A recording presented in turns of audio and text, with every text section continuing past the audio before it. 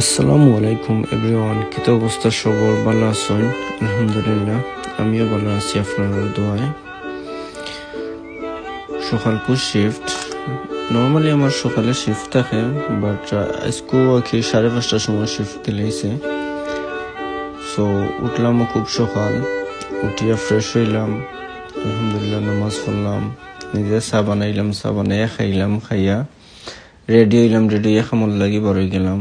বারোয়া দেখি ইয়া আল্লাহ, আল্লাহ দিছন যে মেঘদের পরে আর কিদা করার ছাত্রী লইয়া আটি ট্রেন স্টেশনে গেলাম।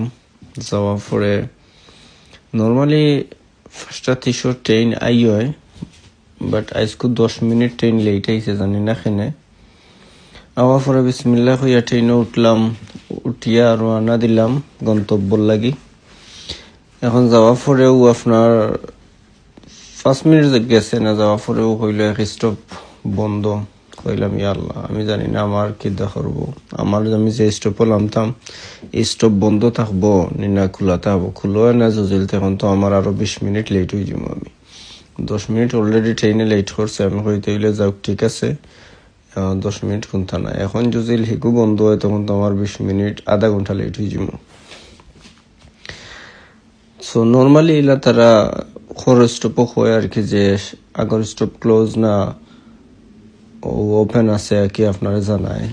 সো আমি আমার যে স্টপে নামতাম স্টপ আর আইসকো যেমন ধরো আপনার হইছেও না যে আমার সামনে যে স্টপ আছে, আমি যে স্টপে নামতাম স্টপ যে ক্লোজ। ট্রেন তো 8:09 হইলাম, ইয়া আল্লাহ, তে তো আরো 20 মিনিট আইসকো পুরা আধা ঘন্টা লেট হয়ে যাবো।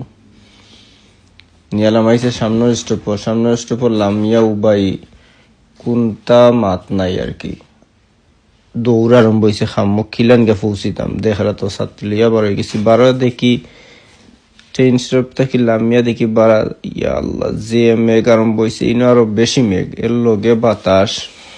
আর লন্ডনের ওয়েদার আর কি, বুঝরা তো মেঘ লগে বাতাস থাকে, এর মাঝে এখন কিছু ঠান্ডা পড়ে গেছে।